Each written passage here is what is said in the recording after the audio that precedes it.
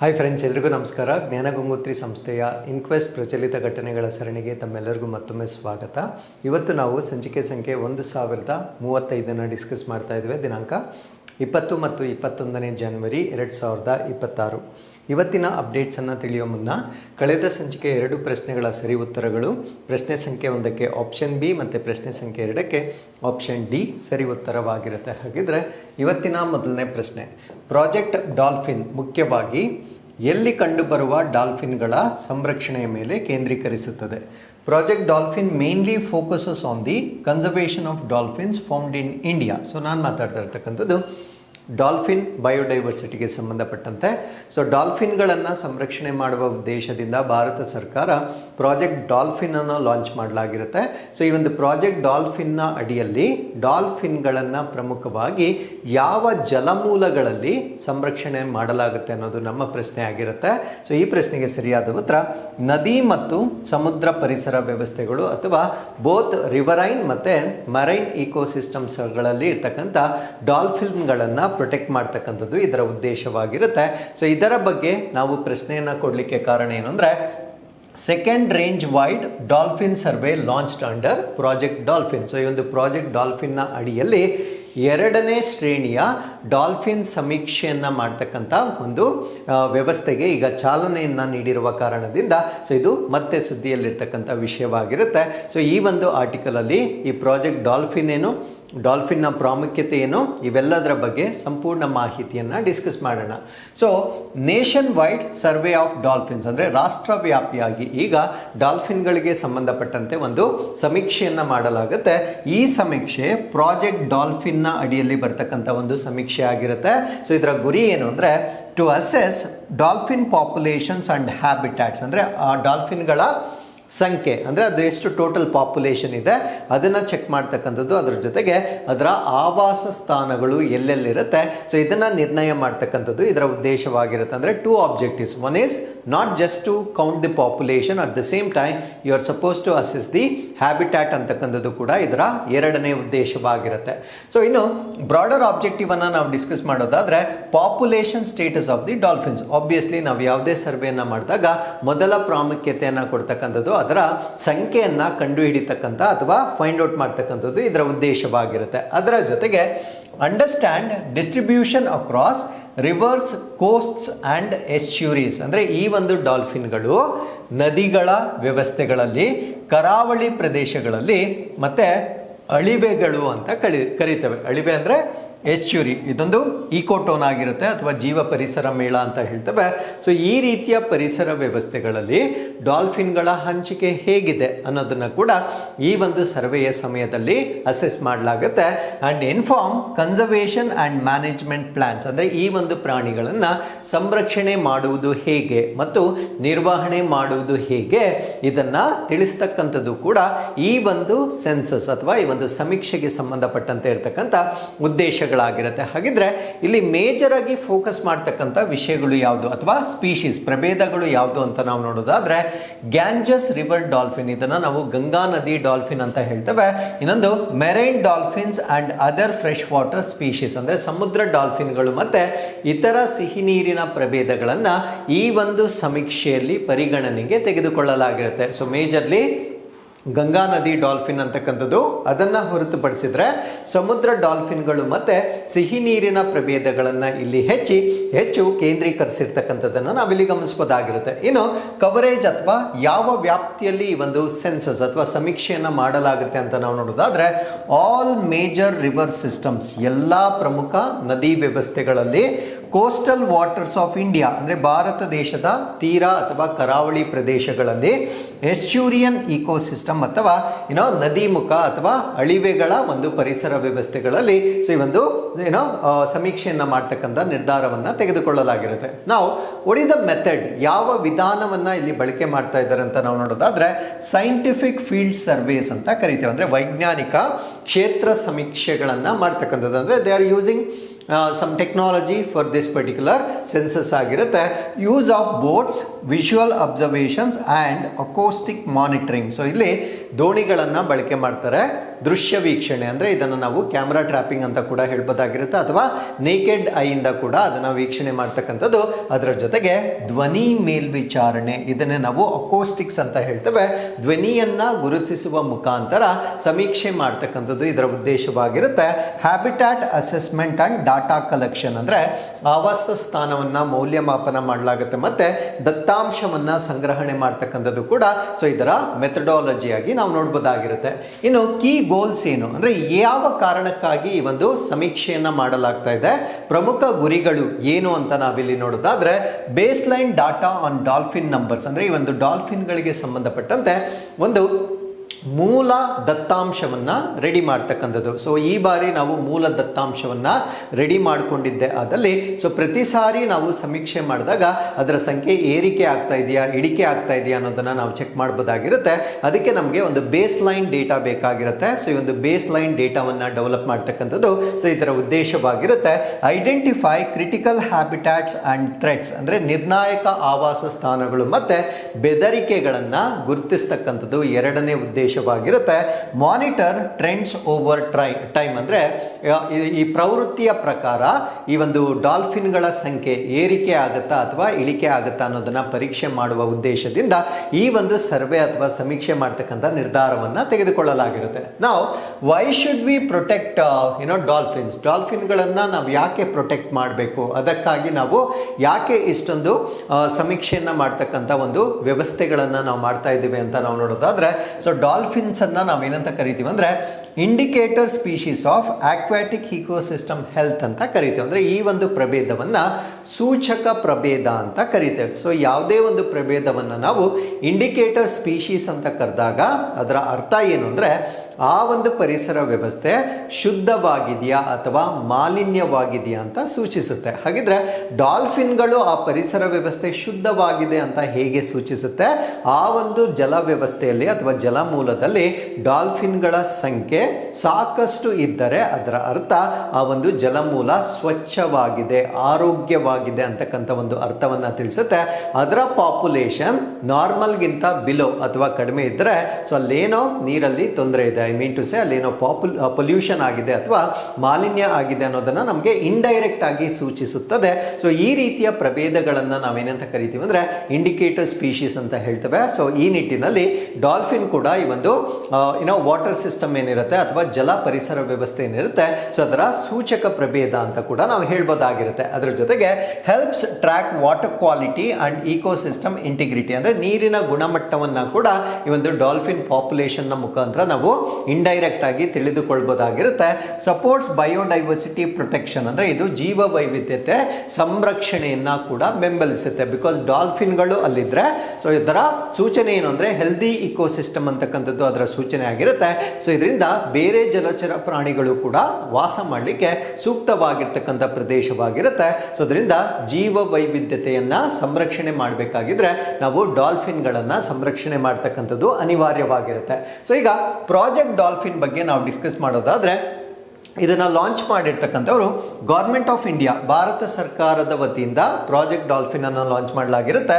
So this is centrally sponsored conservation initiative, ಕೇಂದ್ರ ಪ್ರಾಯೋಜಿತ ಸಂರಕ್ಷಣಾ ಉಪಕ್ರಮವಾಗಿ ಇದನ್ನ ಲಾಂಚ್ ಮಾಡಲಾಗಿರುತ್ತೆ. ಸೊ ಇದರ ಆಬ್ಜೆಕ್ಟಿವ್ ಅಥವಾ ಉದ್ದೇಶ ಏನು ಅಂದ್ರೆ conservation of dolphins and their habitat, ಡಾಲ್ಫಿನ್ಗಳು ಮತ್ತೆ ಅವುಗಳ ಆವಾಸ ಸ್ಥಾನಗಳನ್ನ ಸಂರಕ್ಷಣೆ ಮಾಡ್ತಕ್ಕಂಥದ್ದು ಇದರ ಉದ್ದೇಶವಾಗಿರುತ್ತೆ. ಇದರ ಜೊತೆಗೆ focuses on fresh water and marine dolphin. So ಇದನ್ನೇ ನಾನು ಪ್ರಶ್ನೆಯಲ್ಲಿ ಕೊಟ್ಟಿದ್ದು. ಸೊ ಪ್ರಾಜೆಕ್ಟ್ ಡಾಲ್ಫಿನ್ ಮೇಜರ್ ಆಗಿ ಫೋಕಸ್ ಮಾಡ್ತಕ್ಕಂಥದ್ದು ಸಿಹಿ ನೀರು ಮತ್ತೆ ಸಮುದ್ರ ಡಾಲ್ಫಿನ್ಗಳ ಮೇಲೆ ಹೆಚ್ಚಿನ ಗಮನ ವಹಿಸ್ತಕ್ಕಂಥದ್ದು ಇದರ ಉದ್ದೇಶವಾಗಿರುತ್ತೆ. Long term survival of dolphin species ಅಂದ್ರೆ ಈ ಒಂದು ಡಾಲ್ಫಿನ್ಗಳನ್ನ ದೀರ್ಘಕಾಲೀನ ಬದುಕುಳಿಯುವಿಕೆಗೆ ಬೇಕಾಗಿರ್ತಕ್ಕಂಥ ಎಲ್ಲ ಕ್ರಮಗಳನ್ನ ಈ ಒಂದು ಯೋಜನೆಯ ಅಡಿಯಲ್ಲಿ ತೆಗೆದುಕೊಳ್ಳಲಾಗುತ್ತೆ. ಹಾಗಿದ್ರೆ which are the target species, ಇದಕ್ಕೆ ಪ್ರಮುಖವಾಗಿರ್ತಕ್ಕಂಥ ಸ್ಪೀಶೀಸ್ಗಳು ಯಾವುದು ಅಂತ ನಾವು ನೋಡೋದಾದ್ರೆ ಗ್ಯಾಂಜಸ್ ರಿವರ್ ಡಾಲ್ಫಿನ್ ಅಥವಾ ಗಂಗಾ ನದಿ ಡಾಲ್ಫಿನ್. ಸೊ ಇದು ನ್ಯಾಷನಲ್ ಆಕ್ವಾಟಿಕ್ ಆನಿಮಲ್, ಅಂದರೆ ನಮ್ಮ ಭಾರತ ದೇಶದ ರಾಷ್ಟ್ರೀಯ ಜಲಚರ ಪ್ರಾಣಿ ಕೂಡ ಇದಾಗಿರುತ್ತೆ. ಇನ್ನೊಂದನ್ನ ಇಂಡಸ್ ರಿವರ್ ಡಾಲ್ಫಿನ್ ಅಥವಾ ಸಿಂಧೂ ನದಿ ಡಾಲ್ಫಿನ್ ಅಂತ ಕರೀತೇವೆ.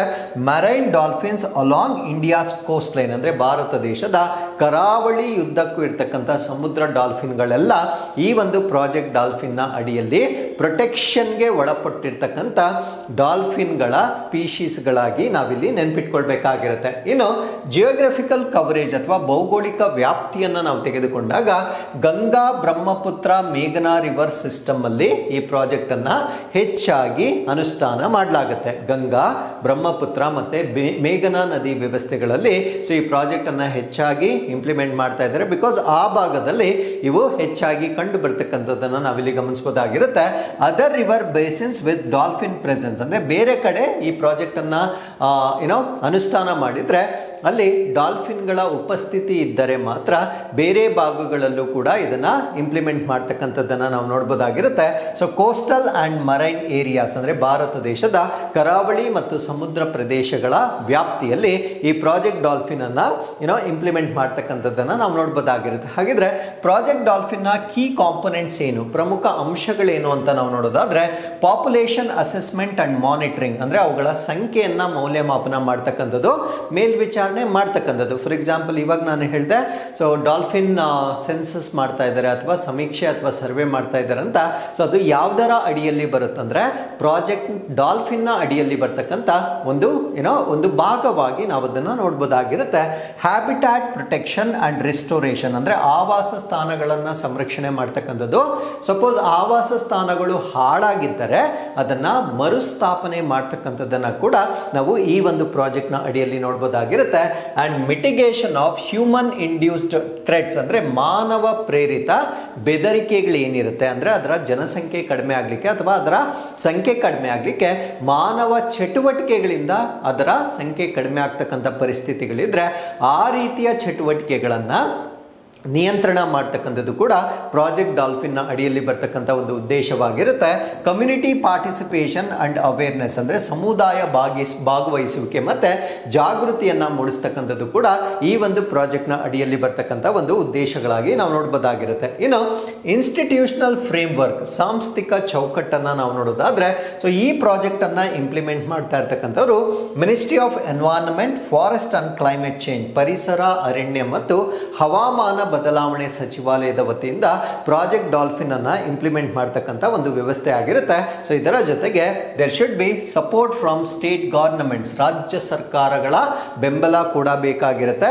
ಇವೆಲ್ಲದರ ಜೊತೆಗೆ ರಿಸರ್ಚ್ ಇನ್ಸ್ಟಿಟ್ಯೂಷನ್ಸ್, ಅಂದ್ರೆ ಸಂಶೋಧನಾ ಸಂಸ್ಥೆಗಳು, ನಾನ್ ಗವರ್ನಮೆಂಟ್ ಆರ್ಗನೈಸೇಷನ್, ಸರ್ಕಾರೇತರ ಸಂಸ್ಥೆಗಳು ಕೂಡ ಈ ಒಂದು ಪ್ರಾಜೆಕ್ಟ್ಗೆ ಬೆಂಬಲವನ್ನ ನೀಡ್ತಕ್ಕಂಥದ್ದು ನಮಗೆ ಗೊತ್ತಿರಬೇಕಾಗಿರುತ್ತೆ.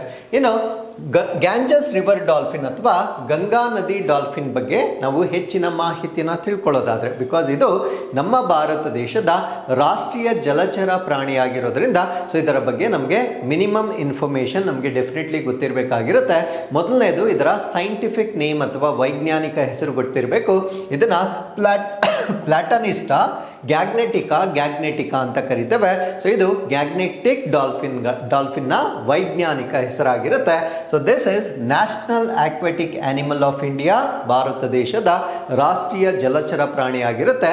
Unfortunately this is an endangered species ಅಥವಾ ಅಳಿವಿನಂಚಿನಲ್ಲಿರ್ತಕ್ಕಂಥ ಒಂದು ಪ್ರಭೇದ ಇದಾಗಿರುತ್ತೆ. ಸೊ ಇದರ ಆವಾಸ ಸ್ಥಾನ ಹ್ಯಾಬಿಟ್ಯಾಟ್ ಎಲ್ಲಿರುತ್ತೆ ಅಂದ್ರೆ ಫ್ರೆಶ್ ವಾಟರ್ ಅಲ್ಲಿ ಹೆಚ್ಚಾಗಿ ಕಂಡು ಬರುತ್ತೆ, ಸಿಹಿ ನೀರಿನಲ್ಲಿ ಹೆಚ್ಚಾಗಿ ಕಂಡು ಬರ್ತಕ್ಕಂಥದ್ದು. ಗಂಗಾ, ಬ್ರಹ್ಮಪುತ್ರ, ಮೇಘನಾ ರಿವರ್ ಸಿಸ್ಟಮ್ಗಳಲ್ಲಿ ಇದು ಹೆಚ್ಚಾಗಿ ಕಂಡು ಬರುತ್ತೆ. Prefers deep pools, river confluence and meanders, ಅಂದ್ರೆ ಆಳವಾದ ಕೊಳಗಳು, ನದಿ ಸಂಗಮಗಳಿಗೆ ಇದು ಹೆಚ್ಚಿನ ಆದ್ಯತೆಯನ್ನ ಕೊಡ್ತಕ್ಕಂಥ ಒಂದು ಪ್ರಾಣಿಯಾಗಿ ನಾವು ನೋಡಬಹುದಾಗಿರುತ್ತೆ.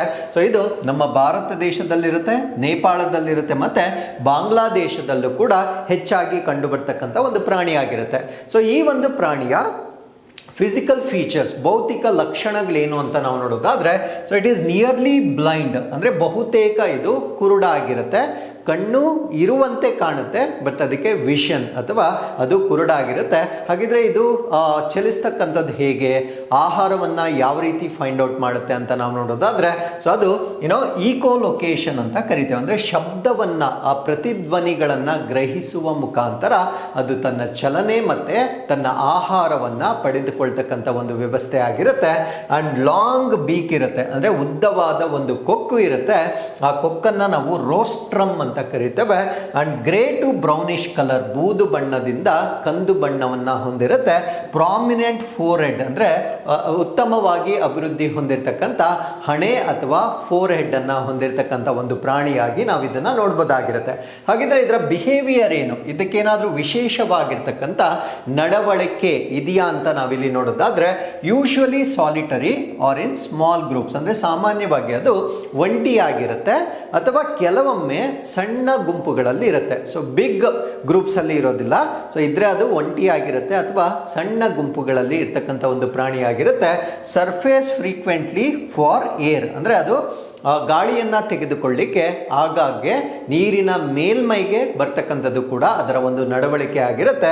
And sensitive to water quality, so ನೀರಿನ ಗುಣಮಟ್ಟಕ್ಕೆ ಇದು ಸಂವೇದನಾಶೀಲವಾಗಿರುತ್ತೆ. ಅದರ ಅರ್ಥ ಸ್ವಲ್ಪ ಪೊಲ್ಯೂಷನ್ ಅಥವಾ ಅಲ್ಲೇನಾದರೂ ಸ್ವಲ್ಪ ಮಾಲಿನ್ಯ ಆದರೂ ಕೂಡ ಇದರ ಸಂಖ್ಯೆ ನಶಿಸಿ ಹೋಗ್ತಕ್ಕಂಥದ್ದು ಇದಕ್ಕೆ ಇರ್ತಕ್ಕಂಥ ಒಂದು ನಡವಳಿಕೆಯಾಗಿ ನಾವು ನೋಡ್ಬೋದಾಗಿರುತ್ತೆ. ಸೊ ಇಷ್ಟೊತ್ತು ನಾವು ಗ್ಯಾಗ್ನೆಟಿಕ್ ರಿವರ್ ಡಾಲ್ಫಿನ್ನ ಬಗ್ಗೆ ಡಿಸ್ಕಸ್ ಮಾಡ್ತಾ ಇದ್ದೇವೆ.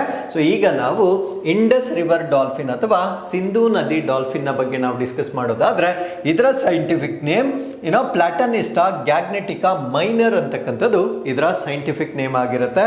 ಸೊ ಇದು ಕೂಡ IUCN ನ ಪ್ರಕಾರ ಎಂಡೇಂಜರ್ಡ್ ಅಥವಾ ಅಳಿವಿನಂಚಿನಲ್ಲಿರುವ ಪ್ರಭೇದವಾಗಿರುತ್ತೆ.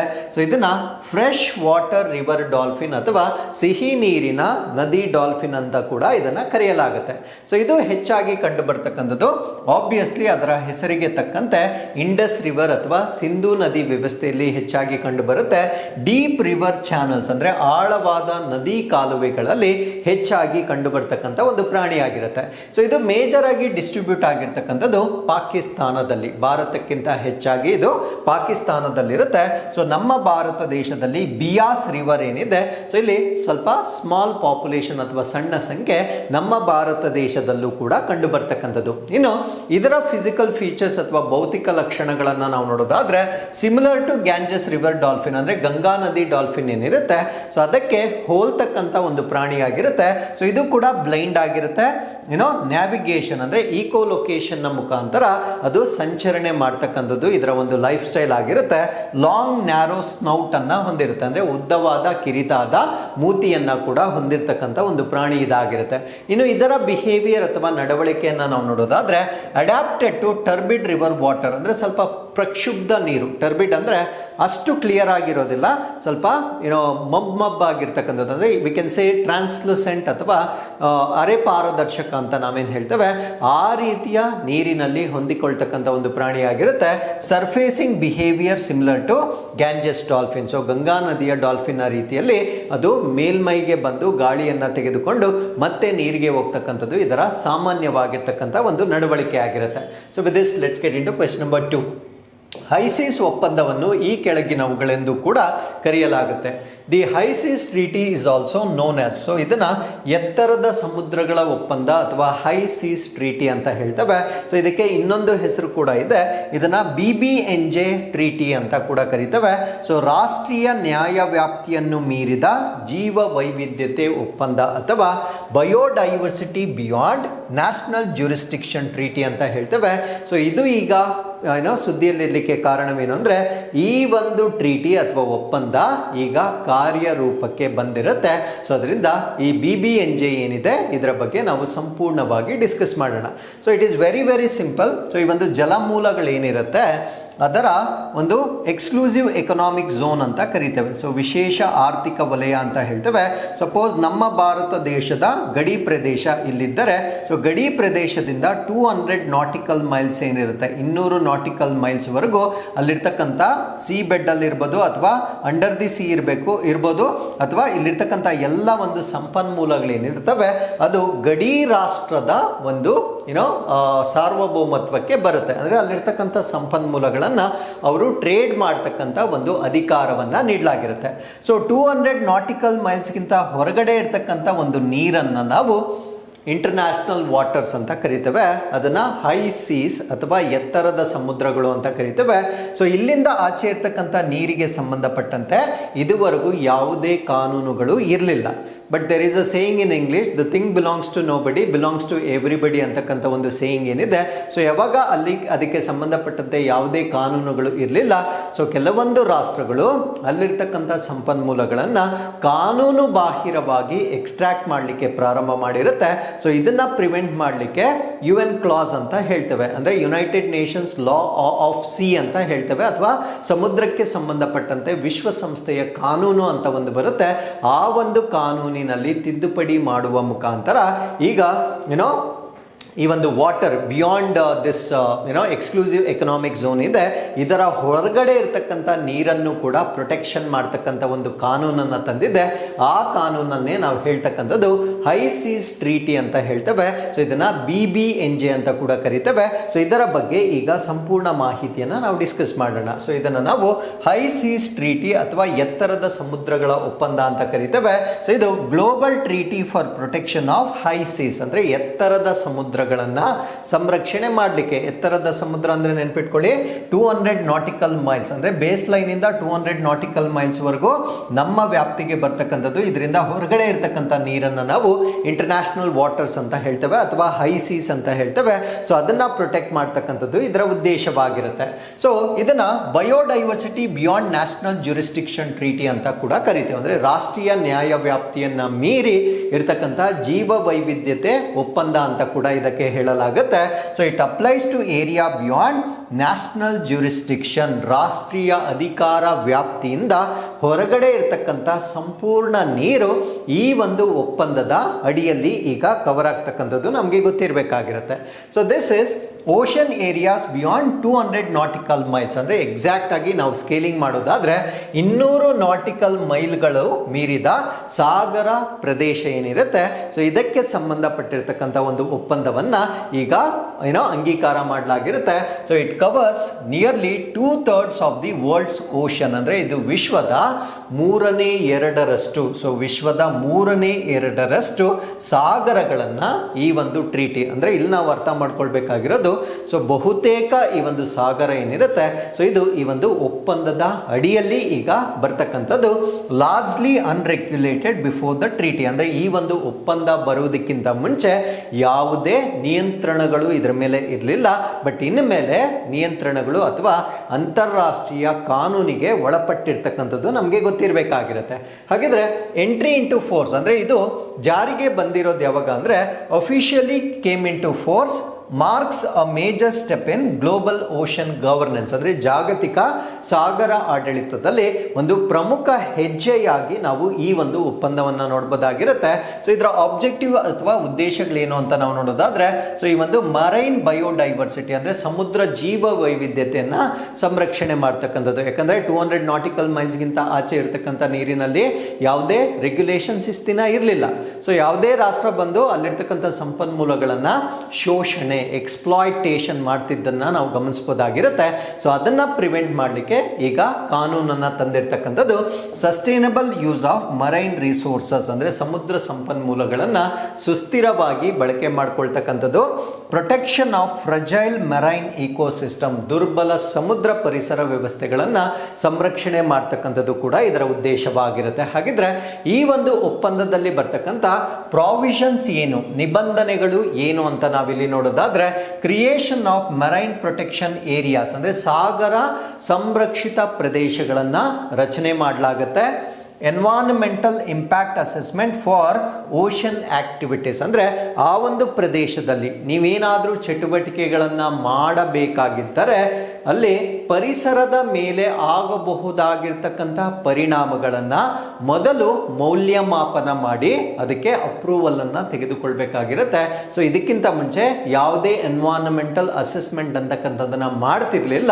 ಬಟ್ ಇನ್ಮೇಲೆ ಪರಿಸರದ ಮೇಲೆ ಆಗಬಹುದಾಗಿರ್ತಕ್ಕಂಥ ದುಷ್ಪರಿಣಾಮಗಳನ್ನು ಮೌಲ್ಯಮಾಪನ ಮಾಡಿದ ನಂತರ ಸೊ ಆ ಚಟುವಟಿಕೆಗಳನ್ನು ಮಾಡಬೇಕು ಅಥವಾ ಮಾಡಬಾರದು ಅಂತಕ್ಕಂಥದ್ದನ್ನ ನಿರ್ಧಾರ ಮಾಡ್ತಕ್ಕಂಥದ್ದನ್ನ ಈ ಒಂದು ಒಪ್ಪಂದದ ಅಡಿಯಲ್ಲಿ ನೋಡಬಹುದಾಗಿರುತ್ತೆ. ಆಗಿರುತ್ತೆ. And regulation of deep C activities ಅಂದ್ರೆ ಆಳ ಸಮುದ್ರದ ಚಟುವಟಿಕೆಗಳು. ಏನಕ್ಕೆ ನಾವು ಡೀಪ್ ಸಿ ಅಂತ ಹೇಳ್ತೀವಿ ಅಂದ್ರೆ ಎಲ್ಲಾ ಸಂಪನ್ಮೂಲಗಳು ಸಾಮಾನ್ಯವಾಗಿ ಈ ಡೀಪ್ ಸಿ ಅಥವಾ ಆಳ ಸಮುದ್ರದಲ್ಲಿ ಸಿಗ್ತಕ್ಕಂಥದ್ದು. ಫಾರ್ ಎಕ್ಸಾಂಪಲ್ ನಿಮಗೆ ಪಾಲಿಮೆಟಾಲಿಕ್ ನಾಡ್ಯೂಲ್ಸ್ ಅಂತ ಹೇಳ್ತೇವೆ, ಇವನ್ ಮೇಜರ್ ಫಿಶ್ ಅಂತಕ್ಕಂಥದ್ದು ಕೂಡ ನಮ್ಗೆ ಅಲ್ಲೇ ಸಿಗುತ್ತೆ. ಸೊ ಈ ರೀತಿಯಾಗಿ ಪ್ರಮುಖ ಸಂಪನ್ಮೂಲಗಳು ಆಳ ಸಮುದ್ರದಲ್ಲಿ ಸಿಗುವುದರಿಂದ ಸೊ ಆ ಒಂದು ಸಮುದ್ರ ಚಟುವಟಿಕೆಗಳನ್ನ ನಿಯಂತ್ರಣ ಮಾಡ್ತಕ್ಕಂಥದ್ದು fair sharing of marine genetic resources ಅಂದ್ರೆ ಸಮುದ್ರದ ಆ ಒಂದು ಅನುವಂಶೀಯ ಸಂಪನ್ಮೂಲಗಳೇನಿರುತ್ತೆ ಅದನ್ನ ನ್ಯಾಯಸಮ್ಮತವಾಗಿ ಎಲ್ಲಾ ರಾಷ್ಟ್ರಗಳು ಹಂಚಿಕೊಳ್ಳಬೇಕು ಅನ್ನುವ ಕಾರಣದಿಂದ ಸೊ ಈ ಒಂದು ಒಪ್ಪಂದವನ್ನ ಜಾರಿಗೆ ತರಲಾಗಿರುತ್ತೆ. ಹಾಗಿದ್ರೆ ವಾಟ್ ಇಸ್ ದ ಸಿಗ್ನಿಫಿಕೆನ್ಸ್, ಇದರ ಮಹತ್ವ ಏನು ಅಂತ ನಾವು ನೋಡೋದಾದ್ರೆ, this is the first legally binding framework for high seas biodiversity ಅಂದ್ರೆ ಸಮುದ್ರ ಜೀವ ವೈವಿಧ್ಯತೆಗೆ ಸಂಬಂಧಪಟ್ಟಂತೆ ಮೊಟ್ಟ ಮೊದಲ ಕಾನೂನುಬದ್ಧ ಚೌಕಟ್ಟು ಅಂತ ನಾವು ಇದನ್ನ ಹೇಳ್ಬೋದಾಗಿರುತ್ತೆ. ಸೊ ಇದಕ್ಕಿಂತ ಮುಂಚೆ ಹೈ ಸೀಸ್ಗೆ ಸಂಬಂಧಪಟ್ಟಂತೆ ಯಾವುದೇ ಕಾನೂನು ಇರಲಿಲ್ಲ. ಅದರಿಂದ ಈ ಒಂದು ಒಪ್ಪಂದ ಅತಿ ಮುಖ್ಯವಾಗಿರ್ತಕ್ಕಂಥ ಒಪ್ಪಂದವಾಗಿರುತ್ತೆ. It addresses over fishing, pollution and habitat destruction ಅಂದ್ರೆ ಅತಿಯಾದ ಮೀನುಗಾರಿಕೆ ಇನ್ಮೇಲೆ ಕಂಟ್ರೋಲ್ ಆಗುತ್ತೆ, ಮಾಲಿನ್ಯ ಮಾಡ್ತಕ್ಕಂಥದ್ದು ಕಂಟ್ರೋಲ್ ಆಗುತ್ತೆ, ಮತ್ತೆ ಆವಾಸ ಸ್ಥಾನದ ನಾಶ ಮಾಡ್ತಕ್ಕಂಥದ್ದು ಕೂಡ ಸೊ ಈ ಒಂದು ಒಪ್ಪಂದದಿಂದ ಕಡಿಮೆ ಆಗುತ್ತೆ. ಸ್ಟ್ರೆಂಥನ್ಸ್ ಇಂಟರ್ನ್ಯಾಷನಲ್ ಕೋಆಪರೇಷನ್, ಅಂತಾರಾಷ್ಟ್ರೀಯ ಸಹಕಾರ ಕೂಡ ಈ ಒಂದು ಒಪ್ಪಂದದಿಂದ ಹೆಚ್ಚಾಗ್ತಕ್ಕಂಥದ್ದನ್ನ ನಾವಿಲ್ಲಿ ಗಮನಿಸಬಹುದಾಗಿರುತ್ತೆ. ನಾವು what is the importance of this towards ocean, ಸಾಗರಗಳಿಗೆ ಸಂಬಂಧಪಟ್ಟಂತೆ ಇದರ ಪ್ರಾಮುಖ್ಯತೆ ಏನು ಅಂತ ನಾವು ನೋಡೋದಾದ್ರೆ, ಈ ಮೈಗ್ರೇಟರಿ ಸ್ಪೀಶೀಸ್ ಇರುತ್ತೆ, ವಲಸೆ ಪ್ರಭೇದಗಳಿರುತ್ತೆ.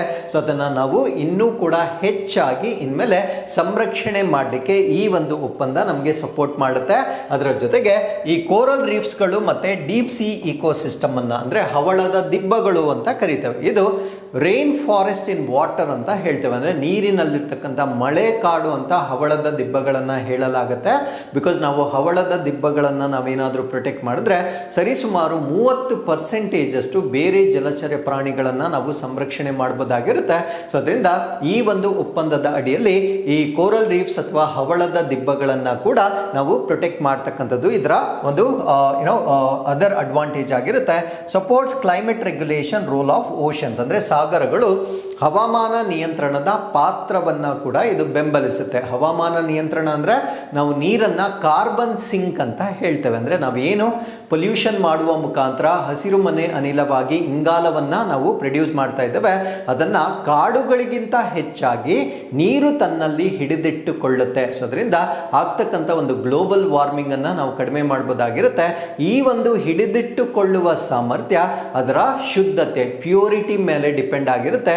ಯಾವಾಗ ನಾವು ಈ ಒಪ್ಪಂದವನ್ನ ಜಾರಿಗೆ ತಂದಿರ್ತೇವೆ ಸೊ ಸಾಗರಗಳಿಗೆ ಆಗ್ತಕ್ಕಂಥ ಮಾಲಿನ್ಯ ಕಡಿಮೆ ಆಗುತ್ತೆ. ಅದರಿಂದ ಈ ಒಂದು ಎನ್ವೈರನ್ಮೆಂಟಲ್ ಚೇಂಜ್ ಅಥವಾ ಕ್ಲೈಮೇಟ್ ಚೇಂಜ್ ಏನಿದೆ ಸೊ ಅದರ ಪಾತ್ರವನ್ನ ಅಂದ್ರೆ ಸಮುದ್ರಗಳ ಪಾತ್ರವನ್ನ ಇನ್ನೂ ಕೂಡ ಹೆಚ್ಚು ಮಾಡ್ತಕ್ಕಂಥದ್ದು ಈ ಒಂದು ಒಪ್ಪಂದದ ಇನ್ನೊಂದು ಅಡ್ವಾಂಟೇಜ್ ಆಗಿರುತ್ತೆ. ನಾವು irrespective of all these advantages and benefits, what are the challenges, ಇದರ ಸವಾಲುಗಳೇನು, ಲಿಮಿಟೇಷನ್ಸ್ ಏನು ಅಂತ ನಾವಿಲ್ಲಿ ನೋಡೋದಾದ್ರೆ, enforcement difficulties in international waters, ಅಂತಾರಾಷ್ಟ್ರೀಯ ನೀರಿನಲ್ಲಿ ಜಾರಿ ಮಾಡಲಿಕ್ಕೆ ಇದು ತೊಂದರೆಯನ್ನ ಉಂಟು ಮಾಡ್ತಕ್ಕಂಥದ್ದನ್ನ ನಾವಿಲ್ಲಿ ನೋಡ್ಬೋದಾಗಿರುತ್ತೆ.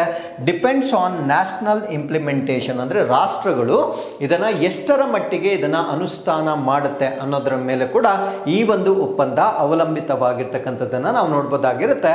And limited financial and technological capacity of developing nations ಅಂದ್ರೆ ಅಭಿವೃದ್ಧಿಶೀಲ ರಾಷ್ಟ್ರಗಳು ಇದನ್ನ ಅನುಷ್ಠಾನ ತರಲಿಕ್ಕೆ ಬೇಕಾಗಿರ್ತಕ್ಕಂಥ ಸಾಕಷ್ಟು ಆರ್ಥಿಕತೆ ಇರೋದಿಲ್ಲ, ಅದರ ಜೊತೆಗೆ ತಾಂತ್ರಿಕ ಸಾಮರ್ಥ್ಯ ಕೂಡ ಇಲ್ಲದೆ ಇರತಕ್ಕಂಥದ್ದು ಇನ್ನೊಂದು ಸವಾಲಾಗಿ ನಾವಿಲ್ಲಿ ಪರಿಗಣಿಸಬಹುದಾಗಿರುತ್ತೆ.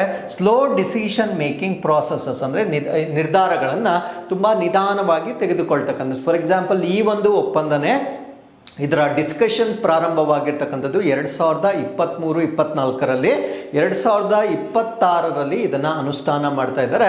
ಸರಿಸುಮಾರು 3-4 ವರ್ಷಗಳು ಈ ಒಂದು ಒಪ್ಪಂದವನ್ನ ಫೈನಲೈಸ್ ಮಾಡಲಿಕ್ಕೆ ತೆಗೆದುಕೊಂಡಿರ್ತಾರೆ. ಸೊ ಅದರಿಂದ ನಿಧಾನಗತಿಯ ಒಂದು ಪ್ರಕ್ರಿಯೆಯನ್ನ ಕೂಡ ಈ ಒಂದು ಒಪ್ಪಂದಕ್ಕೆ ಸಂಬಂಧಪಟ್ಟಂತೆ ನಾವು ನೋಡ್ಬೋದಾಗಿರುತ್ತೆ. ಹಾಗಿದ್ರೆ ಈಸ್ ದಿಸ್ ಎನಫ್, ಈ ಒಂದು ಕಾನೂನು ಸಾಕಾಗುತ್ತಾ ಅಂತ ನಾವಿಲ್ಲಿ ನೋಡೋದಾದ್ರೆ, ನಾಟ್ ಕಂಪ್ಲೀಟ್ ಸೊಲ್ಯೂಷನ್, ಇದನ್ನು ನಾವು ಸಂಪೂರ್ಣ ಪರಿಹಾರವಲ್ಲ ಅಂತ ನಾವು ಪರಿಗಣಿಸ್ಬೋದಾಗಿರುತ್ತೆ.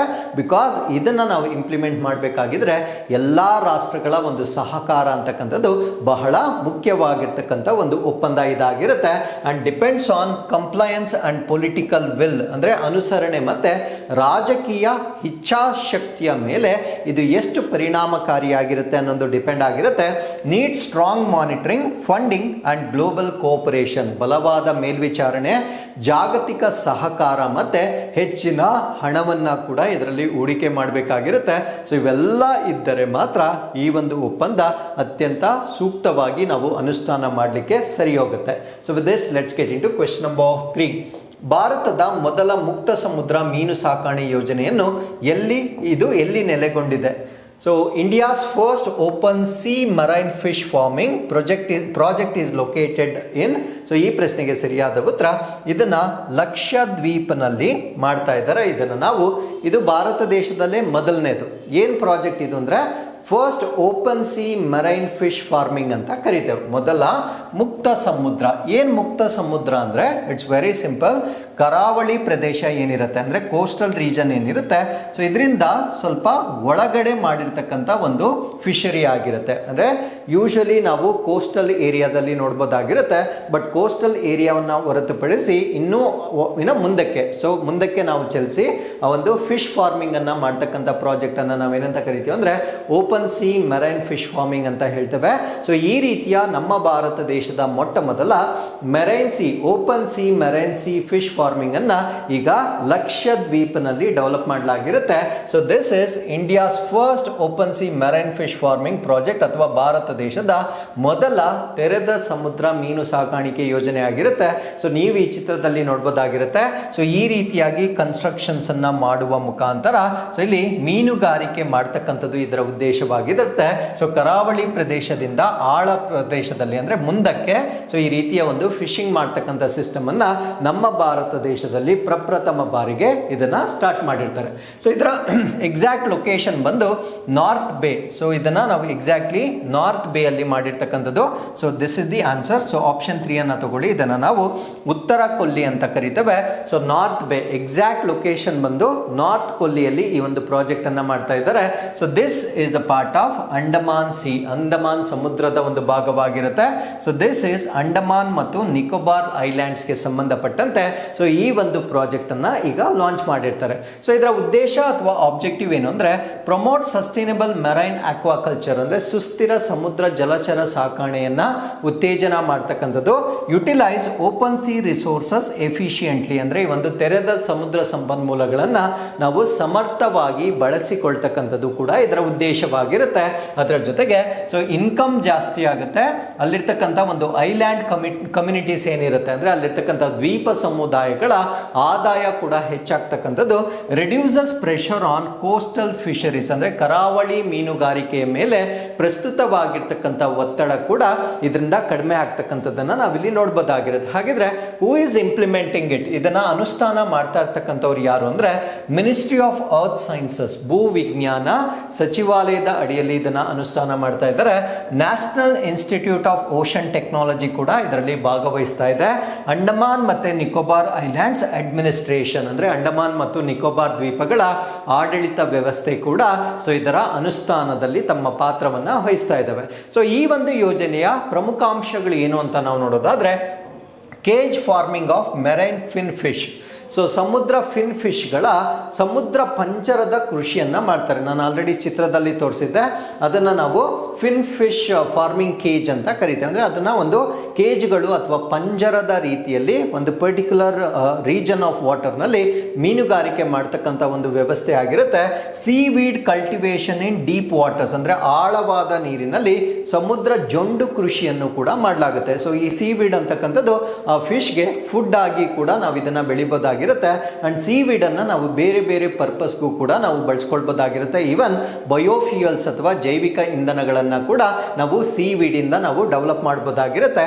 Integration of marine flora and fauna farming, ಅಂದ್ರೆ ಸಮುದ್ರದ ಸಸ್ಯ ಮತ್ತು ಪ್ರಾಣಿಗಳ ಸಾಕಾಣಿಕೆಯನ್ನ ಈ ಒಂದು ಪ್ರಾಜೆಕ್ಟ್ ನ ಅಡಿಯಲ್ಲಿ ಏಕೀಕರಣ ಮಾಡಬಹುದಾಗಿರುತ್ತೆ. For example fish belongs to fauna ಮತ್ತು ಈ ಒಂದು ಸೀವೀಡ್ ಅಂತಕ್ಕಂಥದ್ದು ಫ್ಲೋರಾ ಆಗಿರುತ್ತೆ. ಪ್ರಾಣಿ ಮತ್ತು ಸಸ್ಯಗಳು ಎರಡನ್ನೂ ಕೂಡ ಬೆಳೆಸ್ತಕ್ಕಂಥ ಒಂದು ವಿಧಾನವಾಗಿ ಅಥವಾ ಇಂಟಿಗ್ರೇಷನ್ ಆಗಿ ನಾವು ಇದನ್ನು ನೋಡ್ಬೋದಾಗಿರುತ್ತೆ. ಸೊ ಇನ್ನು ಇಲ್ಲಿ ಯೂಸ್ ಮಾಡ್ತಾ ಇರ್ತಕ್ಕಂಥ ಟೆಕ್ನಾಲಜಿ ಅಥವಾ ತಂತ್ರಜ್ಞಾನ ಯಾವುದು ಅಂದರೆ specially designed open C cages, ಅಂದರೆ ವಿಶೇಷವಾಗಿ ವಿನ್ಯಾಸಗೊಳಿಸಿರ್ತಕ್ಕಂಥ ತೆರೆದ ಸಮುದ್ರದ ಪಂಜರಗಳನ್ನು ಈ ಒಂದು ವಿಧಾನದಲ್ಲಿ ಬಳಕೆ ಮಾಡ್ತಕ್ಕಂಥದ್ದು. So structures capable of with standing ocean currents and waves, ಅಂದರೆ ಸಮುದ್ರದ ಅಲೆಗಳೇನಿರುತ್ತೆ ಅದನ್ನು ತಡೆದುಕೊಳ್ಳುವಷ್ಟು ಸಾಮರ್ಥ್ಯ ಈ ಒಂದು ಪಂಜರಗಳಿಗೆ ಇರತಕ್ಕಂಥದ್ದು. Scientific monitoring of growth and environment, ಅಂದರೆ ಅಲ್ಲಿರ್ತಕ್ಕಂಥ ಒಂದು ಮೀನುಗಳ ಒಂದು ಬೆಳವಣಿಗೆ ಇರ್ಬೋದು, ಇದನ್ನು ವೈಜ್ಞಾನಿಕವಾಗಿ ಮೇಲ್ವಿಚಾರಣೆ ಮಾಡ್ತಕ್ಕಂಥದ್ದು ಕೂಡ ಸೊ ಈ ಒಂದು ಟೆಕ್ನಾಲಜಿಯಲ್ಲಿ ಬರ್ತಕ್ಕಂಥದ್ದು. ಸೊ ಈಗ ವಾಟ್ ಆರ್ ದಿ ಬೆನಿಫಿಟ್ಸ್, ಪರಿಸರದ ಮೇಲೆ ಇದರಿಂದ ಆಗ್ತಕ್ಕಂಥ ಪ್ರಯೋಜನಗಳೇನು ಅಂತ ನಾವು ನೋಡೋದಾದ್ರೆ, ಸೊ ಇದೊಂದು ಸಸ್ಟೈನಬಲ್ ಫಿಶ್ ಪ್ರೊಡಕ್ಷನ್ ಆಗಿರುತ್ತೆ, ಸುಸ್ಥಿರ ಮೀನು ಉತ್ಪಾದನೆ ಆಗಿರುತ್ತೆ. ರಿಡ್ಯೂಸಸ್ ಓವರ್ ಫಿಶಿಂಗ್, ಅಂದರೆ ಅತಿಯಾದ ಮೀನುಗಾರಿಕೆ ಮಾಡ್ತಕ್ಕಂಥದ್ದನ್ನು ಕಡಿಮೆ ಮಾಡುತ್ತೆ. ಈಕೋ ಫ್ರೆಂಡ್ಲಿ ಆಕ್ವಾಕಲ್ಚರ್ ಪ್ರಾಕ್ಟೀಸ್, ಅಂದರೆ ಪರಿಸರ ಸ್ನೇಹಿ ಜಲಚರ ಸಾಕಾಣೆ ಪದ್ಧತಿಯನ್ನು ಈ ಒಂದು ಪ್ರಾಜೆಕ್ಟ್ನಲ್ಲಿ ಬಳಕೆ ಮಾಡ್ತಾ ಇರ್ತಕ್ಕಂಥದ್ದು. So with this let's get into question number 4. Spituk Gustor ಹಬ್ಬವು ಯಾವ ಧರ್ಮಕ್ಕೆ ಸಂಬಂಧಿಸಿದೆ? Spituk Gustor festival is associated with which religion? So ಈ ಪ್ರಶ್ನೆಗೆ ಸರಿಯಾದ ಉತ್ತರ ಇದು ಬುದ್ಧಿಸಂಗೆ ಸಂಬಂಧಪಟ್ಟಿರ್ತಕ್ಕಂಥ ಒಂದು ಹಬ್ಬವಾಗಿರುತ್ತೆ. ಸೊ ಈ ಒಂದು ಹಬ್ಬವನ್ನು ಸೆಲೆಬ್ರೇಟ್ ಮಾಡ್ತಕ್ಕಂಥದ್ದು ಲಡಾಖ್ನಲ್ಲಿ ಸೆಲೆಬ್ರೇಟ್ ಮಾಡ್ತಕ್ಕಂಥ ಒಂದು ಹಬ್ಬವಾಗಿರುತ್ತೆ. ಸೊ ಈ ಹಬ್ಬದ ಬಗ್ಗೆ ಹೆಚ್ಚಿನ ಮಾಹಿತಿಯನ್ನು ನಾವಿಲ್ಲಿ ಡಿಸ್ಕಸ್ ಮಾಡೋಣ. ಸೊ ಇದನ್ನು ನಾವು ಸ್ಪಿಟುಕ್ ಮೊನೆಸ್ಟ್ರಿ, ಅಂದರೆ ಇದನ್ನ ಈ ಒಂದು ಹಬ್ಬವನ್ನು ಸ್ಪಿಟುಕ್ ಮೊನೆಸ್ಟ್ರಿಯಲ್ಲಿ ಸೆಲೆಬ್ರೇಟ್ ಮಾಡ್ತಕ್ಕಂಥದ್ದು. ಇದು ಲೇನ ಬಳಿ ಇರತಕ್ಕಂಥ ಒಂದು ಮೊನೆಸ್ಟ್ರಿ ಆಗಿರುತ್ತೆ. So this is union territory of Ladakh, ಅಂದರೆ ಲಡಾಖ್ ಕೇಂದ್ರಾಡಳಿತ ಪ್ರದೇಶದಲ್ಲಿ ಸೆಲೆಬ್ರೇಟ್ ಮಾಡ್ತಕ್ಕಂಥ ಒಂದು ಹಬ್ಬ ಇದಾಗಿರುತ್ತೆ.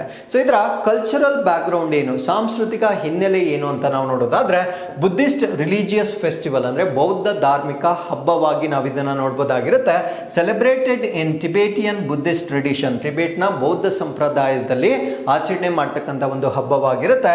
ಅಸೋಸಿಯೇಟೆಡ್ ವಿತ್ ಗೆಲುಪ್ಕಾ ಸೆಕ್ಟ್, ಅಂದರೆ ಇದೊಂದು ಪಂಗಡ ಇರುತ್ತೆ, ಆ ಒಂದು ಪಂಗಡವನ್ನು ನಾವು ಗೆಲುಪ್ಕಾ ಅಂತ ಕರಿತೇವೆ. ಇವರನ್ನು ನಾವು ಯೆಲ್ಲೋ ಹ್ಯಾಟ್ ಅಥವಾ ಹಳದಿ ಟೋಪಿ ಅಂತ ಕೂಡ ಕರಿತೇವೆ.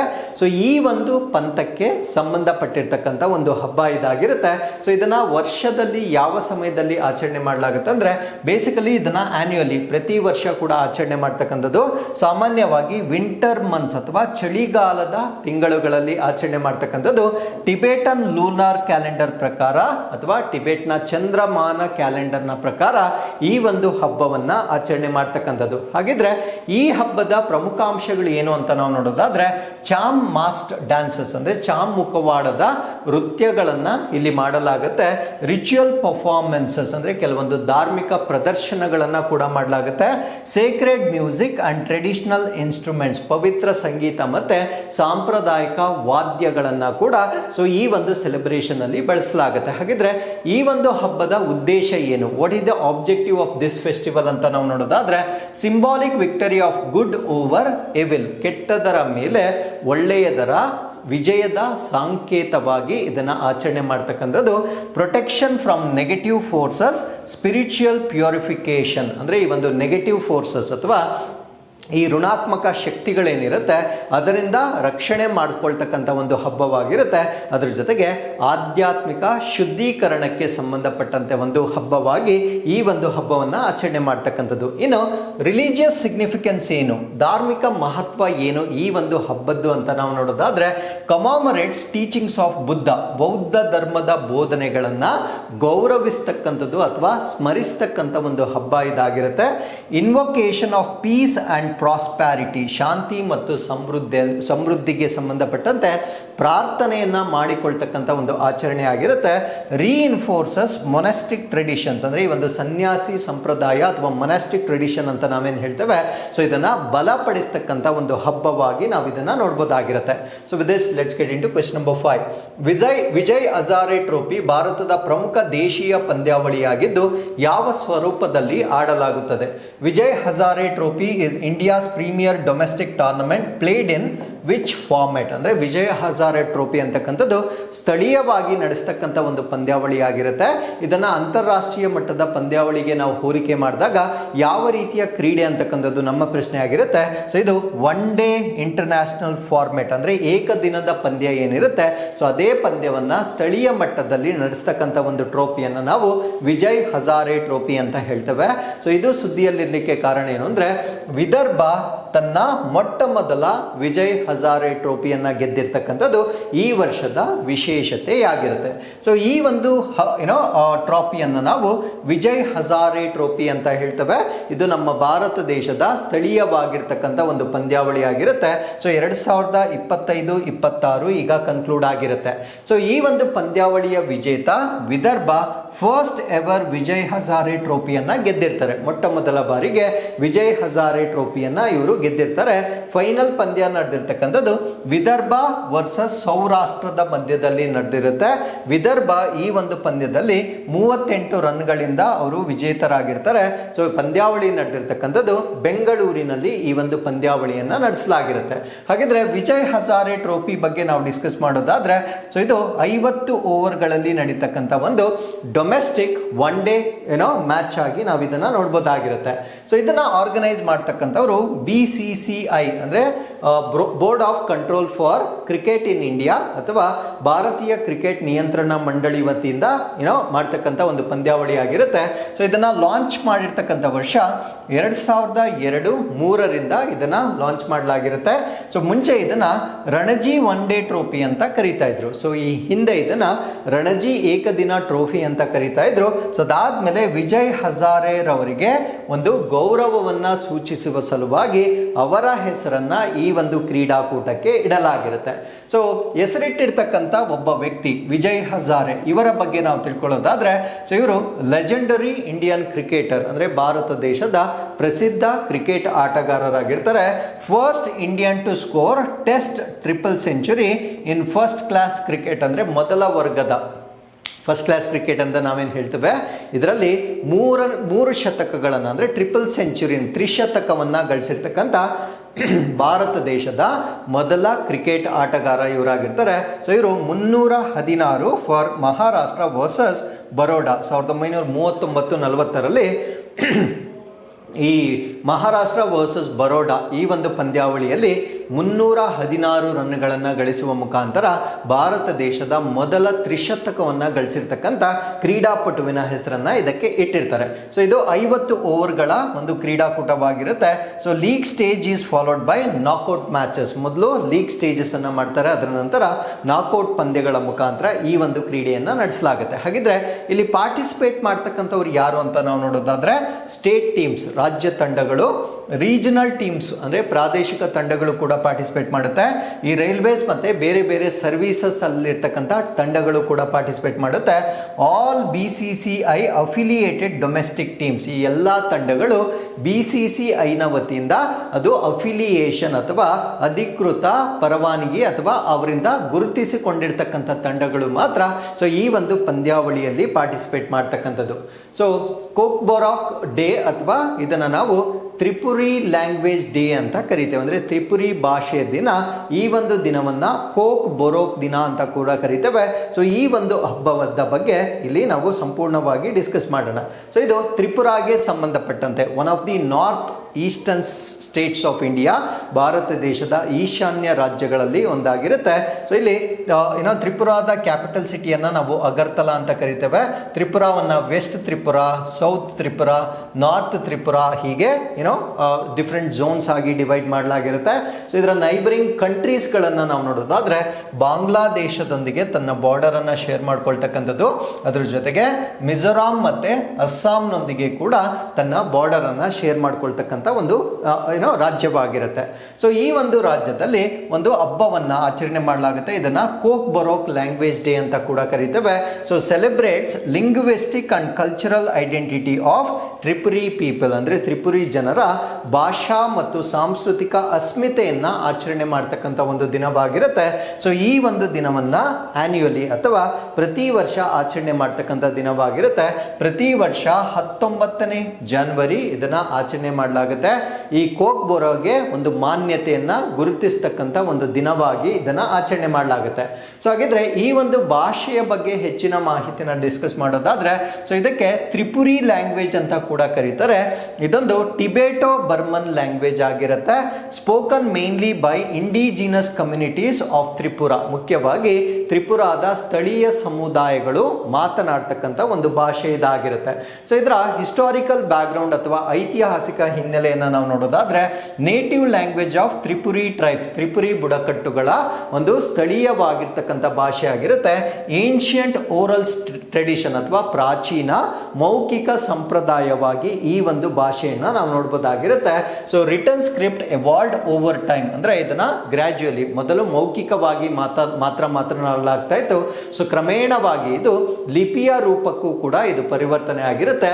ರೋಮನ್ ಮತ್ತೆ ಬೆಂಗಾಲಿ ಸ್ಕ್ರಿಪ್ಟ್ಗಳನ್ನ ಬಳಸಿಕೊಂಡು ಈ ಭಾಷೆಯನ್ನ ಲಿಪಿಯ ರೂಪಕ್ಕೂ ಕೂಡ ಪರಿವರ್ತನೆ ಮಾಡಲಾಗಿರುತ್ತೆ.